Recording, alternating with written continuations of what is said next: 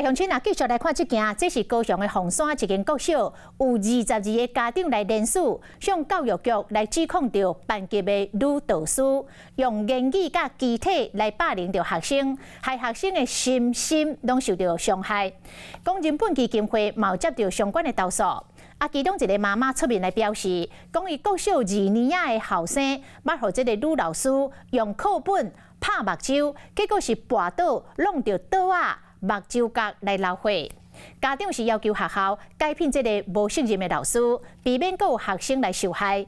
学校讲，疑似涉案的这个老师已经停聘3个月，高雄市政府嘛成立着调查小组，要进一步了解案情。会面内底，国小2年仔查甫囡仔的爸爸有流血分车。家长讲，当时是班导师摕课本拍学生的目睭，互囡仔绊倒，弄到刀角，互伊的爸爸流血。等去到厝，更唔敢讲实在话。他是怎么打你？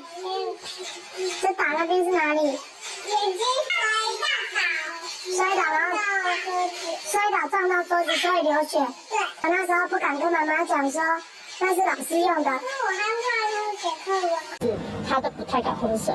然后那时候我们都有发现小朋友为什么奇怪，为什么水壶带去学校回来又是满的？我们就问小朋友说。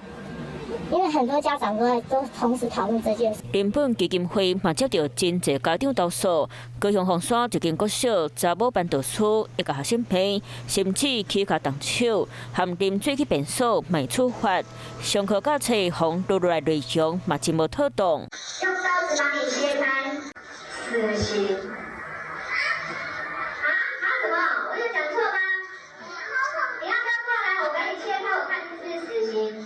我告诉你啊，以前最恐怖的死刑不是切脖子哦，是切肚子。我最生气的是，我不是只有看到这些2年级那么小的小孩子受害，是我们接触到连10年前的小孩都受害。家长联署要求改聘老师，避免有学生受害。今后调查结果，后续学校会依调查结果及相关法律处理。涉案老师停聘3个月，听候调查。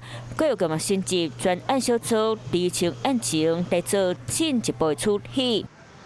你好，我是宋彦明。想掌握最及时的新闻资讯吗？赶紧订阅、按赞、开启小铃铛，锁定华视新闻 YouTube 频道。